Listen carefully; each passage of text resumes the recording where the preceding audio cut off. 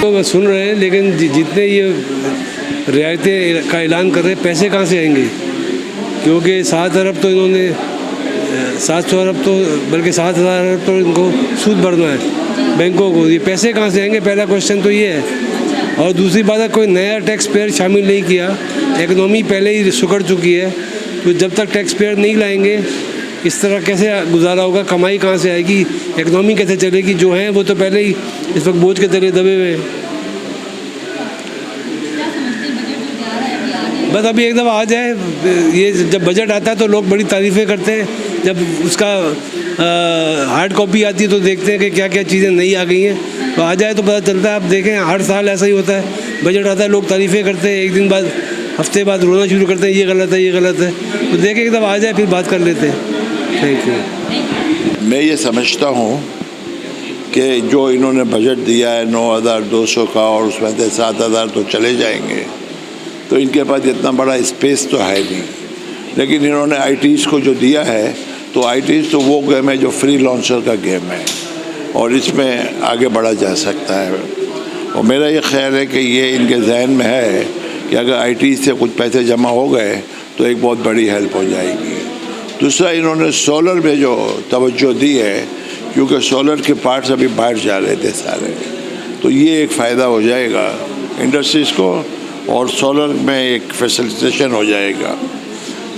तीसरा, ये इंडस्ट्रियलाइजेशन की इन्होंने बात की है कि उसकी GDP 3.5 तक ले जाएंगे, और फिर बैंकर को इंसेंटिव दे दिया है कि अगर वो किसान को पैसे देंगे तो उनको 20% एग्जम्पशन मिल जाएगा, जो 39% वो पे कर रहे हैं। तो मेरा ख्याल है कुछ चीज़ों में अगर ये मामला बन जाए, लेकिन इट टेक्स टाइम, ये कल नहीं होगा। और फिर बाकी इन्होंने और भी IPPs के मसले हैं, बाकी भी मसले हैं, वो भी तय करने हैं। इलेक्शन का साल भी है, तो इलेक्शन के लिए भी उन्होंने कुछ पैसे रखे हैं। तो मैं ये समझता हूँ कि थोड़ा सा हार्ड काम तो है, लेकिन दुआ करें ठीक हो जाए इंशाल्लाह।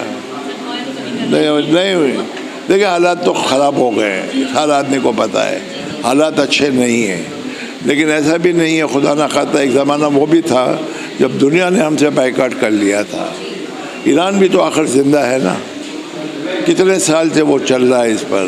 तो मैं समझता हूँ इंशाल्लाह जो है, पहले तो मुझे उम्मीद है कि IMF से पैसे मिल जाएंगे तो 6-7 बिलियन इनको और मिल जाएंगे, क्योंकि IMF को दुनिया की इमदाद देने वाली या लोन ग्रांट करने वाली एजेंसीज ने एक पैमाना बना लिया है कि अगर IMF ने इसका इम्तिहान ले लिया और पास हो गए तो इसका मतलब ये पास है। तो पीछे 6-7 बिलियन डॉलर है। तो अगर ऐसा हो गया तो फिर इनका काम हो जाएगा। और मैं समझता हूँ कि वैसे इन हालत में इससे अच्छा बजट बना भी नहीं सकते थे, इनके पास है ही नहीं हाथ में कुछ। ये सब होप्स पे काम चल रहा है, और इंशाल्लाह अल्लाह ठीक करेगा यार। Thank you. देखिए, बजट के हवाले से ये तो ऐसा लगता है कि एक बहुत ही मुश्किल तरीन कोई हिसाब, एक मैथमेटिक्स का कोई सवाल था जिसका जवाब तलाश करने की हुकूमत ने कोशिश की है, मगर जवाब तलाश करते करते ख़ुद भी उलझ गए हैं। ये सारा एक उलझाव है जिसके सिलसिले में फ़िगर सुनने के बाद खुद सब परेशान हो रहे हैं कि आखिर इस फिगर्स को एक्युमुलेट करके किस तरीके से चलाया जाएगा। कुछ चीज़ें जहाँ पे हुकूमत ने जो है वो कोशिश की है, वो है सोशल सेक्टर प्रोग्राम, जिसके लिए IMF खुद बज़िद है कि जिन लोगों के पास कुछ नहीं है उसको टारगेटेड सब्सिडीज़ दी जाए। सोलराइजेशन के अलावा एग्रीकल्चर है और कुछ और फील्ड्स हैं, माइनिंग है, मिनरल्स हैं, कुछ चीज़ों की ज़रूर तारीफ़ करनी चाहिए। बजट तो इस वक्त जो फिगर्स पेश किए जा रहे हैं उसमें टैक्स का रेवेन्यू टारगेट 93 बिलियन रुपीस का है। जो पहले हमारा 7300 अरब था, जो पूरा अचीव नहीं हो सका, वो भी 7000 अरब अचीव नहीं कर सके।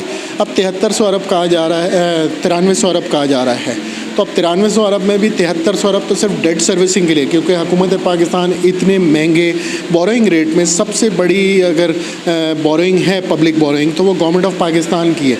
अगर 7200-7300 अरब अगर डेट सर्विसिंग में दे देगी हुकूमत पाकिस्तान, तो बाकी उसके बाद 2800 अरब टोटल उसमें बैलेंस बचता है उन पेमेंट्स के लिए कि जो नॉन टैक्स रेवेन्यू मेजर्स में आएगा। तो उसके बाद अगर हम लोग सारे पैसे NFC अवार्ड में आधे से ज़्यादा पैसे वहाँ दे देंगे तो हुकूमत के 7200 सौरभ यहाँ दे देंगे तो फिर डेट सर्विसिंग का हिसाब कैसे बचेगा?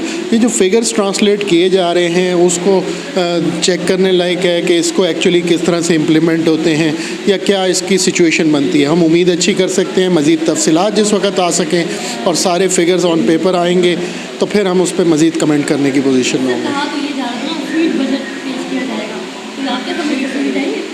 नहीं, बजट तो जो कहा जाता है हर साल इसी तरह कहा जाता है, लेकिन इस वक्त बताया जाएगा कि एक्चुअली जब चीज़ें सामने आ जाएं हम कोई कमेंट करने की पोजीशन में, क्योंकि तफसीलात अभी नहीं है।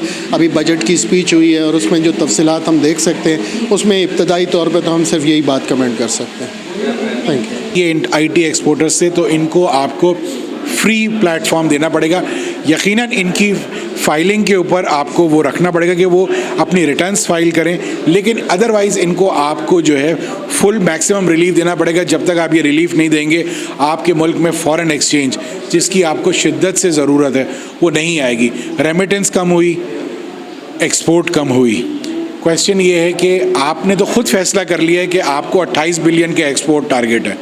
मैं समझता था कि इसहाक डार साहब ये कहेंगे कि हमें 50 बिलियन एक्सपोर्ट टारगेट पे जाना है, लेकिन वो तो ख़ुद 28 बिलियन पे वो कंसिडर करके बैठे हुए अपने आप को कि 28 बिलियन भी हो जाए वो भी बहुत है।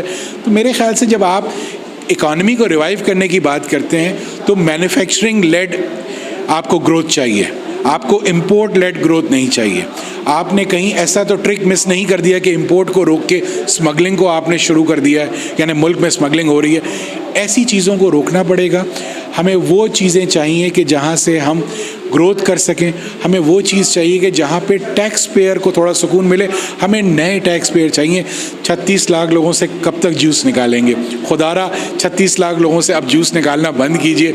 नॉन फाइलर का ऑडिट नहीं होता, नॉन फाइलर पे सुपर टैक्स नहीं लगता, नॉन फाइलर पे जो है CVT नहीं लगता, नॉन फाइलर पे डीम्ड रेंटल इनकम का टैक्स नहीं लगता। ये सब जब अगर टैक्स पेयर से लेने तो शायद मुझे भी नॉन फाइलर बन जाना चाहिए।